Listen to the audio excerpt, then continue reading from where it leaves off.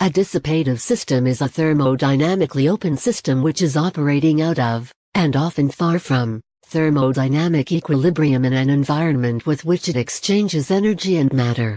A dissipative structure is a dissipative system that has a dynamical regime that is in some sense in a reproducible steady state. This reproducible steady state may be reached by natural evolution of the system, by artifice, or by a combination of these two. A dissipative structure is characterized by the spontaneous appearance of symmetry breaking, anisotropy, and the formation of complex, sometimes chaotic, structures where interacting particles exhibit long-range correlations.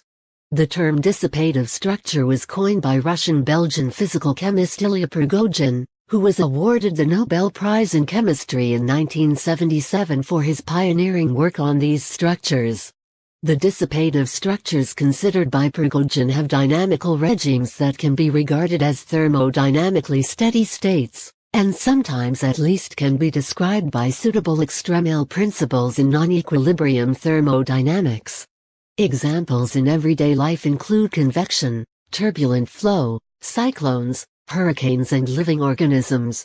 Less common examples include lasers, Baynard cells, and the Belousov-Zhabotinsky reaction.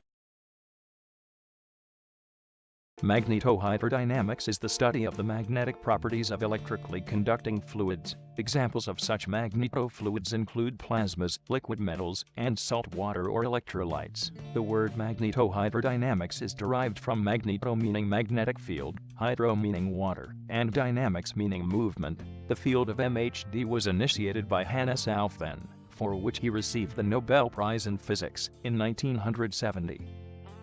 The fundamental concept behind MHD is that magnetic fields can induce currents in a moving conductive fluid, which in turn polarizes the fluid and reciprocally changes the magnetic field itself. The set of equations that describe MHD are a combination of the Navier-Stokes equations of fluid dynamics and Maxwell's equations of electromagnetism. These differential equations must be solved simultaneously, either analytically or numerically.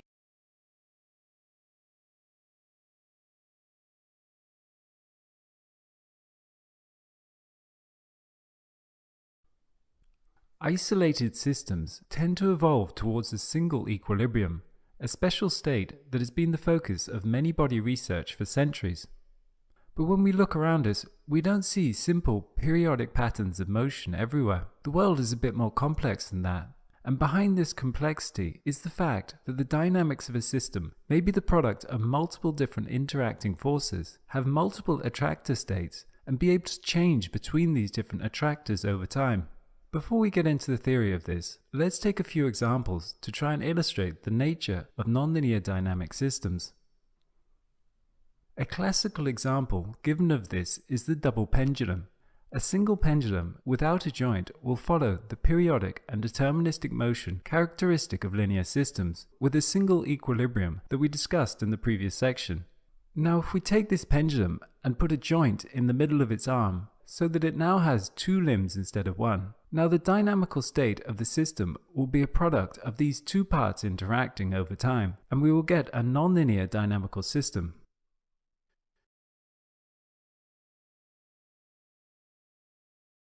Whereas with simple periodic motion, it was not important where the system started out. There was only one basin of attraction, and it would simply gravitate towards this equilibrium point and then continue in a periodic fashion. But when we have multiple interacting parts and basins of attraction, small changes in the initial state of the system can lead to very different long-term trajectories, and this is what we call chaos. Wikipedia has a good definition for chaos theory, so let's take a quote from it. Chaos theory studies the behavior of dynamical systems that are highly sensitive to initial conditions, a response popularly referred to as the butterfly effect. Small differences in initial conditions yield widely divergent outcomes for such dynamical systems, rendering long-term predictions impossible in general. Now we should note that chaos theory really deals with deterministic systems, and moreover it is primarily focused on simple systems, in that it often only deals with systems with very few elements, as opposed to complex systems where we have very many components that are non-deterministic. In these complex systems, we would of course expect all sorts of random, complex and chaotic behavior, but it is not something we would naturally expect within these simple deterministic systems. This chaotic and unpredictable behavior happens even though these systems are deterministic, meaning their future behavior is fully determined by their initial conditions, with no random elements involved. In other words, the deterministic nature of these systems does not make them predictable, which is deeply counterintuitive to us. A double pendulum essentially consists of only two interacting components, that is, each limb, and these limbs are both strictly deterministic when taken in isolation. But when we join them, this very simple system can and does exhibit nonlinear and chaotic behavior.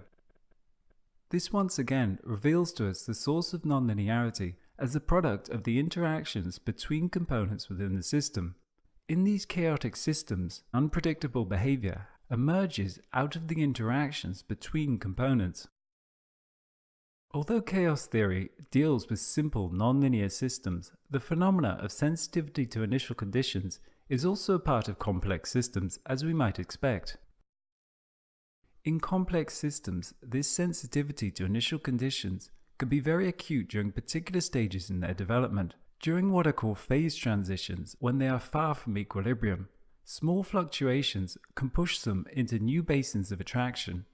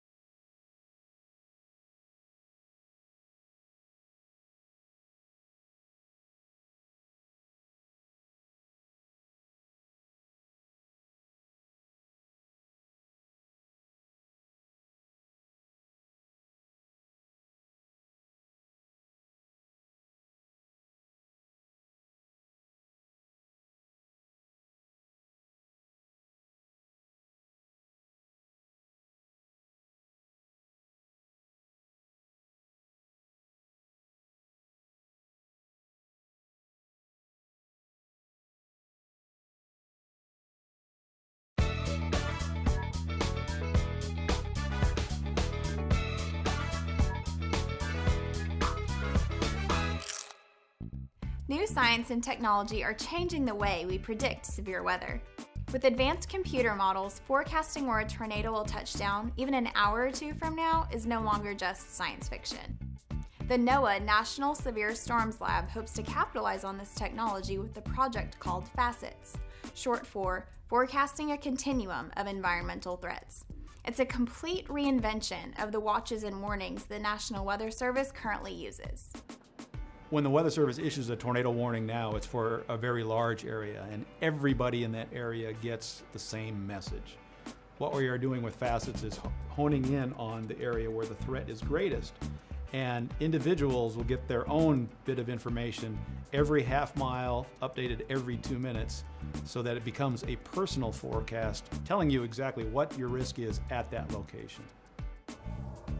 So imagine you're sitting at this dot and you now see that there is no tornado warning in effect, but your relative threat of tornadoes is starting to increase. It's still increasing as the storm approaches. It's increasing some more.